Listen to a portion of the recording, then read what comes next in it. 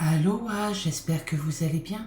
On se retrouve aujourd'hui pour une nouvelle vidéo, les inquiétantes disparitions du Pacific Crest Trail.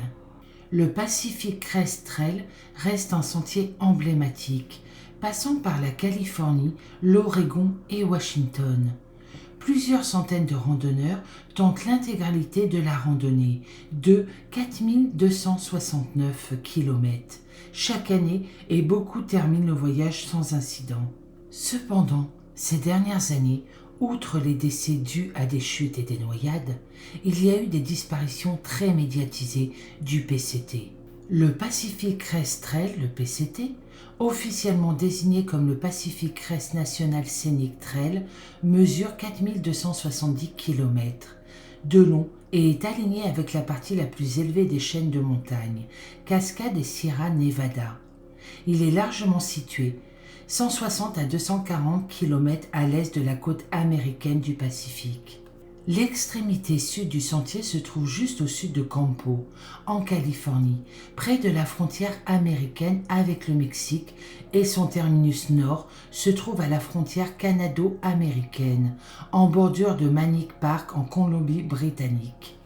L'élévation du sentier varie d'un peu au-dessus du niveau de la mer à la frontière Oregon-Washington, à 4900 mètres, à Forest Pass dans la Sierra Nevada.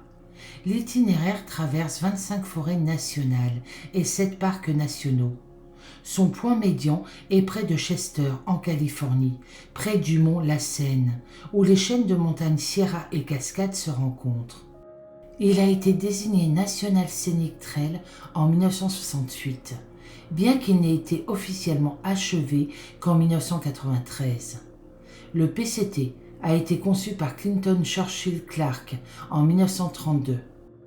Les sections célèbres incluent le John Muir Trail, Sonora Pass, Sky Lake Wilderness, Donner Pass et Badger Flight, jusqu'au lac Little Willow, parc national volcanique de la Seine. Le Pacific Crest Trail Association estime qu'environ 60% des 700 à 800 personnes qui le démarrent finissent chaque année. Il y a 57 randonneurs qui ont parcouru le sentier plus d'une fois. Pour parcourir le PCT en entier, il faut environ 5 mois à la plupart des randonneurs. Les randonneurs expérimentés peuvent terminer le PCT en 2 mois. Selon le service forestier de l'USDA, les randonneurs ont une couverture téléphonique d'environ 70% du temps. Les disparitions du Pacific Crest Trail. Depuis 2016, il y a eu plusieurs disparitions médiatisées et étranges sur le PCT. S'agissait-il simplement d'une mésaventure causée par une hypothermie ou un accident? Au fil des ans, il y a eu un certain nombre de décès sur le Pacific Crest Trail. Avec la popularité croissante du sentier, il est important que les gens réalisent qu'une randonnée PCT ne se déroule pas dans un environnement contrôlé et que les décès sur le PCT est une possibilité tout à fait réaliste pour les mal préparés ou même malheureusement les mieux préparés. Tous ceux qui commencent une randonnée à travers le Pacific Crest Trail ne termineront pas leur mission de traversée. Beaucoup quitteront le sentier en raison de blessures, certains à cause de conditions météorologiques, d'autres pour des raisons financières et malheureusement un très petit pourcentage mourra. Les décès des randonneurs sur le Pacific Crest Trail. Madi Magi, le 28 mai 2022. Madi, 23 ans, est décédé près du sommet de Forester Pass, le point culminant du PCT, dans la Sierra Nevada de Californie, d'un œdème pulmonaire de haute altitude. Cela n'a pas été confirmé. Trevor Laher, 27 mars 2020. Trevor, 22 ans, a glissé et est tombé sur de la glace couverte de neige, près d'Apache Peak, juste à l'extérieur d'Idlewild, en Californie. Finn Bastien, 27 août 2019, à Stevenson, Washington. Finn, un randonneur venu d'Allemagne, est décédé après avoir été percuté par la chute d'un arbre sur le PCT. Les responsables ont signalé que l'arbre avait pourri à la base, le rendant instable. Wang Shaokui, mi-juillet 2017. Wang a été découvert dans une rivière de Kering Canyon. La saison de randonnée 2017 a été marquée par de nombreuses traversées de rivières dangereuses en raison de l'enneigement inhabituel élevé sur l'hiver précédent. Rika Morita, mi-juillet 2017. Rika Morita a été découvert dans la fourche sud de la rivière King. La saison de randonnée 2017 a été marquée par de nombreuses traversées de rivières dangereuses. Marvin Novo, le 29 mai 2017. Le corps de Marvin a été découvert le long du West Fork Trail. On soupçonne que son décès était lié à la chaleur. Dawson Johnson, juillet 2014. Dawson, un randonneur de 75 ans, originaire de Redwater, au Texas, est tombé et est décédé alors qu'il descendait du sommet du mont Whitney. Timothée Evan Nodal, 24 avril 2014. Timothée a commencé à se sentir malade et les services d'urgence ont été appelés. Lorsque les pompiers l'ont rejoint, ils l'examinaient, mais malheureusement Timothée a fait un arrêt cardiaque. Le personnel d'urgence n'a pas pu le réanimer. Ray Nowhere Eccles, 15 mai 2006, près de Deep Creek, dans la forêt nationale de San Bernardino, Californie. Ray a perdu pied et est tombé d'environ 60 mètres jusqu'à son décès. John Donovan, mai 2005. John est décédé après s'être perdu sur le mont San Jacinto, dans le sud de la Californie, lors d'une tempête de neige hors saison. Son corps n'a été retrouvé que plus d'1 an plus tard. La cause du décès est inconnue, mais une hypothermie est suspectée. John Lauder, juin 1999. On pense que John, 69 ans, un médecin de San Diego, a glissé sur de la glace en traversant le New Army Pass dans la Sierra. Il est tombé à environ 60 mètres, dans un canyon de la Sierra Nevada. Il s'est cassé un bras, les 2 jambes et s'est blessé à la tête.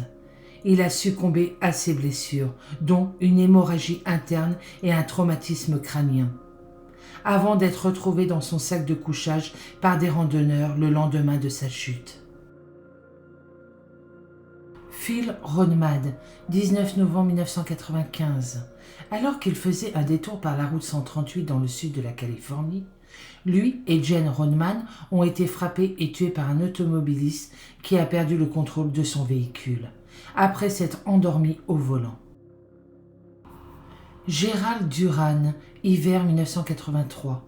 Lors d'une tentative de randonnée hivernale, Gérald et son partenaire de randonnée Jody sont tombés d'une falaise près de Wynwood, en Californie. Le Pacific Crest Trail est généralement divisé en 5 sections distinctes. Le désert, la Sierra Nevada, la Californie du Nord, l'Oregon et l'État de Washington. Un homme de 30 ans, le 31 mars 2022, son corps a été retrouvé juste au nord de Forest Pass sur le Pacific Crest Trail. Un assassinat est soupçonné.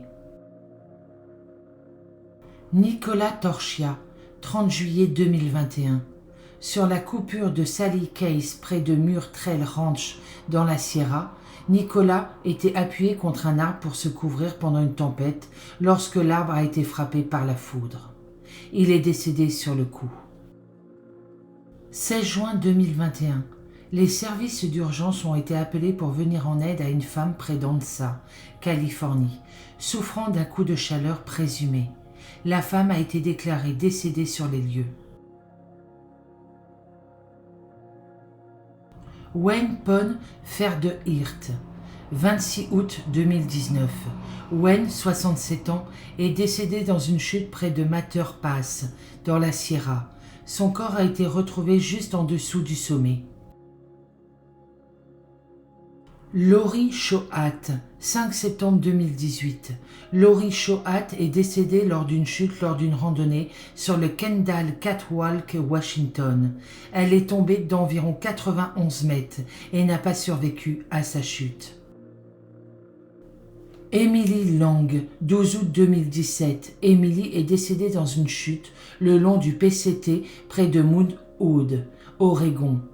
Son corps a été retrouvé sur des rochers, au pied d'une cascade, à environ 9,6 km au nord-ouest de Tuberlin Lodge.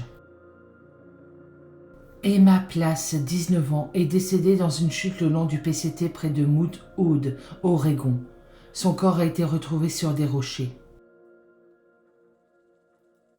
Philip Crosby, 11 décembre 2014. Campé au large du PCT près du mont Ashland Ski Lodge, Oregon, Philip a été écrasé par un arbre qui est tombé sur sa tente par vent fort. 20 août 2013. Un homme de 20 ans escaladant librement une paroi rocheuse avec des amis près du PCT dans le comté de Yakima, Washington. Il est décédé suite à une chute. Karen Telles, 7 décembre 1997. Une femme en randonnée a été séparée de son groupe. Elle est décédée d'hypothermie présumée près du PCT près de Pine Canyon Road, en Californie du Sud. Douglas Crackers, 29 octobre 1988. Un randonneur du PCT a découvert le corps de Douglas, décédé d'une balle dans la tête, auto-infligée, à une demi-miles au nord de l'autoroute 62, dans le parc national de Crater Lake. David O'Sullivan, il a disparu le 7 avril 2017. L'Irlandais David O'Sullivan, 25 ans, a prévu une randonnée de 5 mois sur le PCT en avril 2017. Il a quitté Middleton, comté de Cork, Irlande, le 20 mars, mais David n'est jamais rentré chez lui. Randonneur débutant, il a commencé à Campo le 22 mars et avait prévu de parcourir tout le PCT de la frontière avec le Mexique à celle avec le Canada. Son nom de piste était Leprechaun. David avait passé beaucoup de temps à préparer son voyage, s'attaquant régulièrement à Caranto Hill, le plus haut sommet d'Irlande, à 1038 mètres d'altitude, portant des poids et transformant le garage de ses parents en mini-salle de sport. Après avoir suivi un cours sur les médias ainsi qu'un diplôme en anglais et en philosophie à l'University College Cork, David a économisé de l'argent grâce à son travail dans un garage local à Middleton pour financer son voyage. Il faisait de la randonnée depuis 2 semaines lorsqu'il s'est retrouvé à Idlewild, une petite ville de montagne au pied de la montagne de San Jacinto le 5 avril. Idlewild est un lieu de vacances populaire. Il a passé la nuit là-bas, dans un logement familial. Il est rentré en contact avec tous ses amis sur Facebook. Il a contacté également sa mère Carmel. Elle a déclaré que tout allait bien. Il repartait pour le matin du 7 et malheureusement, personne n'a eu de ses nouvelles depuis. Il y avait un temps inhabituel sur la montagne de San Jacinto cette année-là, avec une quantité inhabituelle de neige. Il existe de nombreux sentiers sur la montagne. Devil Slade est de loin le plus populaire. Mais juste un jour avant que David ne soit vu pour la dernière fois, un randonneur a déclaré avoir parcouru 1 kilomètre sur le sentier avant de rencontrer de la neige et de faire demi-tour. David n'avait aucune expérience, mais il avait dit à d'autres randonneurs qu'il n'avait pas l'intention de faire de la randonnée dans la neige et qu'il n'avait acheté aucun équipement de neige avant son voyage. Il a fait un achat de $70 au magasin de plein air local Nomade, mais l'article n'était pas enregistré sur le point de vente.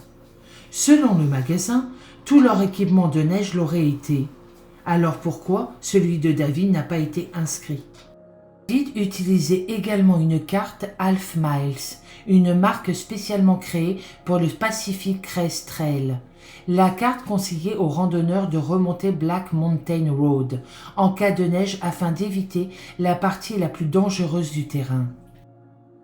David avait travaillé dur dans un garage et avait économisé pendant 1 an pour se lancer dans son aventure Pacific Crest. Il s'était rendu à un guichet automatique avant de gravir la montagne, mais n'en avait retiré que suffisamment pour acheter plus de nourriture à son prochain arrêt. Un montant important a été laissé sur son compte et n'a pas été touché depuis cette dernière transaction.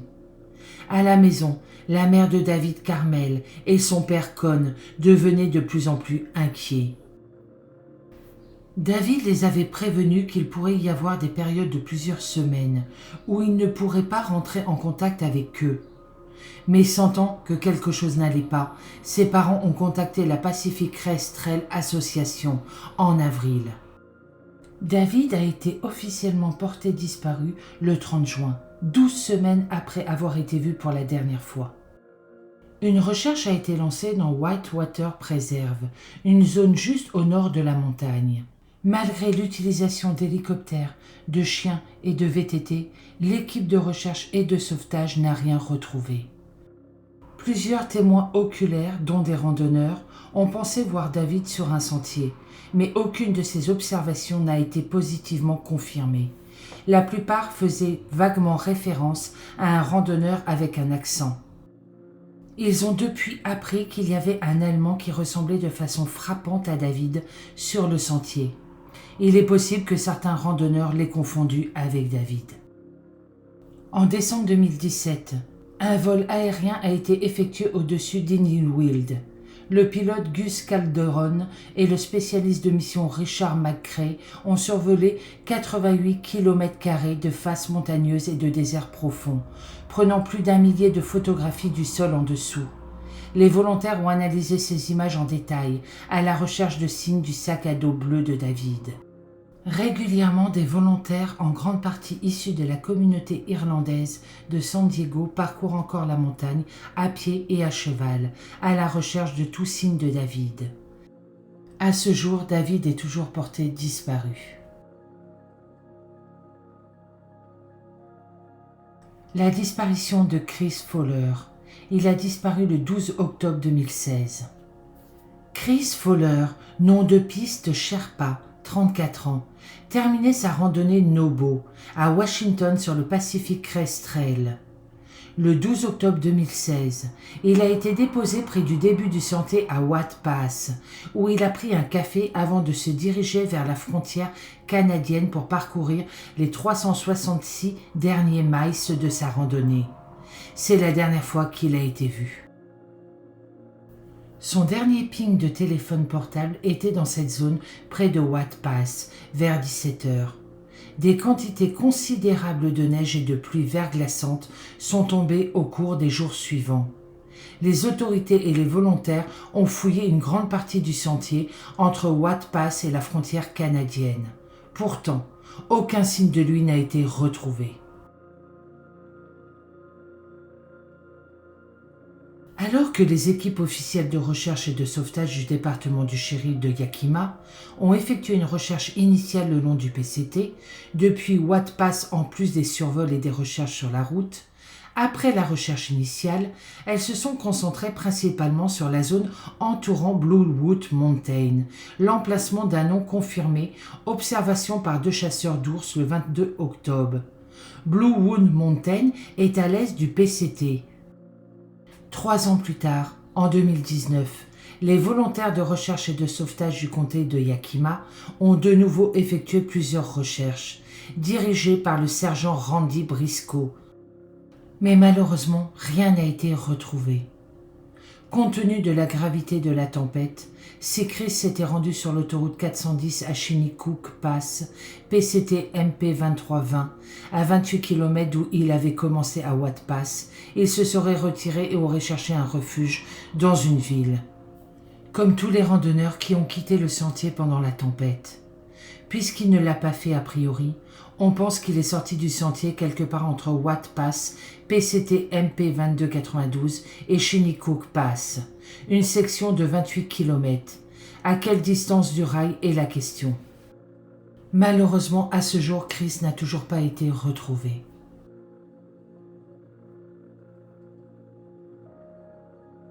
La disparition de Christopher Steven Sylvia. Il a disparu le 16 février 2015. Chris marchait vers le sud sur le PCT d'Ansa à Campo. Il a commencé sa randonnée près de la route nationale 74 à Ansa le 12 février 2015 et prévoyait de marcher pendant au moins une semaine avant de contacter des amis pour venir le chercher. Le 16 février, il a appelé un ami et a demandé à être récupéré le lendemain au temple bouddhiste Valley Road. Le colocataire de Chris s'est rendu à l'endroit désigné à l'heure convenue, mais Chris ne s'est jamais présenté. Au début, son colocataire a supposé qu'il venait de décider de ne pas aller au temple après tout.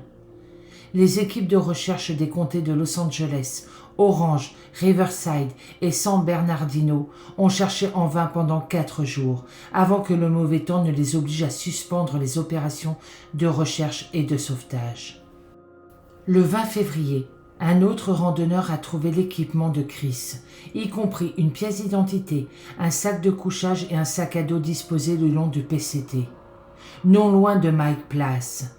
Malgré un grand effort de recherche, Chris n'a plus jamais été entendu ni revu.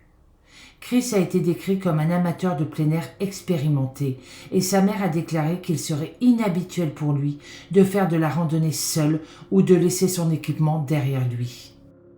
À ce jour, Chris est toujours porté disparu. C'est la fin de cette vidéo, je suis désolée, il n'y a pas beaucoup de vidéos actuellement car j'ai vraiment un gros souci au niveau d'internet et ça ne s'arrange pas, donc j'en suis encore désolée. Pour ma part, je vous souhaite une très bonne journée, je vous dis à bientôt dans une prochaine vidéo et surtout, prenez soin de vous.